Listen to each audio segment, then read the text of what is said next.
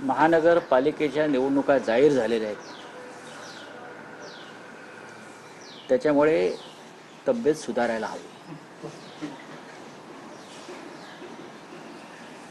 तुमच्या समोर उभा आहे बोलण्यासाठी. उद्धवजींची परवानगी घेऊन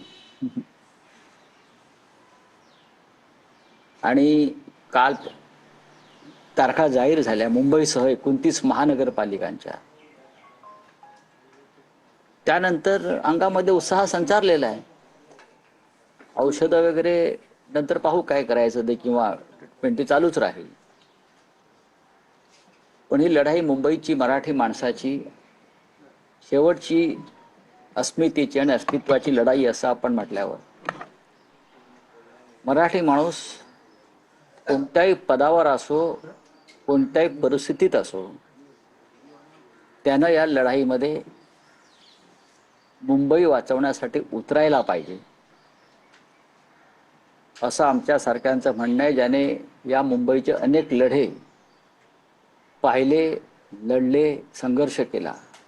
हिंदू हृदय सम्राट बाळासाहेब ठाकरे यांच्या नेतृत्वाखाली त्यांना स्वस्थ बसता येणार नाही.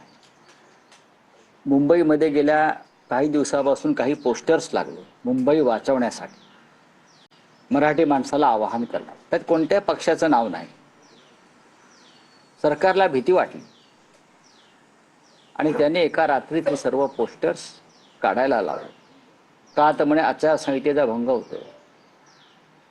आचारसंहिता मराठी माणसाला, आचारसंहिता मराठी माणसाला, आचारसंहिता विरोधी पक्षाला. आणि हे जे सरकारचे लोक आहेत त्यांना काय, निवडणुकाच्या तारखा जाहीर होण्याच्या 10 मिनिटं आधीपर्यंत शासनाचे आदेश निघत होते.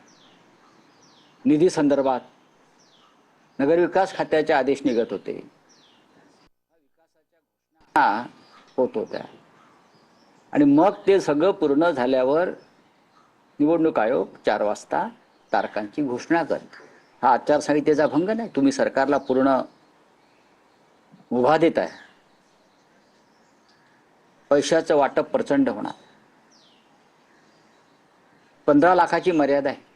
मुंबई म्हणजे अ ब क ड 15 लाख, 13 लाख, 11 लाख आणि 9 लाख असं हे अ ब कड आहे. मुंबई, नागपूर, पुणे वगैरे अ मध्ये येतात. त्यांना 15 लाखाची मर्यादा आहे. निवडणूक आयोग खात्रीनं सांगू शकेल का सत्ताधारी पक्ष फक्त 15 लाखावर थांबणार आहे?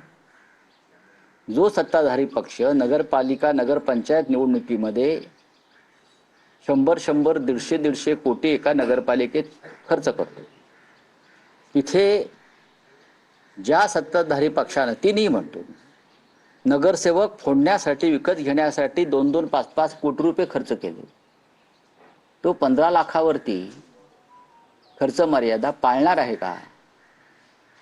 आणि निवडणूक आयोग त्यासाठी कोणती यंत्रणा राबवणार आहे की मुंबईमध्ये सुद्धा मुंबई मराठी माणसाच्या हातून हिसकावून घेण्यासाठी जो पैशाचा खेळ चालणार आहे, तो निवडणूक आयोग उघड्या डोळ्यानं पाहणार आहे? मी जे म्हणतोय, प्रत्येक मराठी माणसाचं हे कर्तव्य आहे की या वेळेला ही लढाई प्रत्येकाची असायला पाहिजे. आणि मला असं वाटतंय की त्या पद्धतीची जागरूकता शिवसेना पक्षप्रमुख उद्धव ठाकरे आणि महाराष्ट्र नवनिर्माण सेनेचे प्रमुख राज ठाकरे हे मराठी माणूस आणि महाराष्ट्रासाठी एकत्र आल्यामुळे ही जागरूकता, एक आत्मविश्वास आणि एक उत्साह लोकांमध्ये निर्माण झालाय. आम्ही मुंबईसह 29 महानगरपालिकेच्या लढाईमध्ये उतरायला सज्ज आहोत. भले तुम्ही आमच्यावर पाठीमागून वार करा, पैशाचा खेळ करा, पण आम्ही आमची लढाई लढणार. इतिहासात नोंद राहिली पाहिजे की या महाराष्ट्रातल्या मराठी माणसाचा एक गट मुंबई मराठी माणसापासून तोडण्यासाठी, उद्योगपतींना देण्यासाठी असूसलेला असताना शिवसेना, महाराष्ट्र नवनिर्माण सेनेतले लोक हे मुंबई वाचवायला, मराठी माणसाच्या हातात मुंबई राहण्यासाठी शौर्यानं, धैर्यानं या लढाईमध्ये उतरले होते. ही इतिहासात नोंद राहील.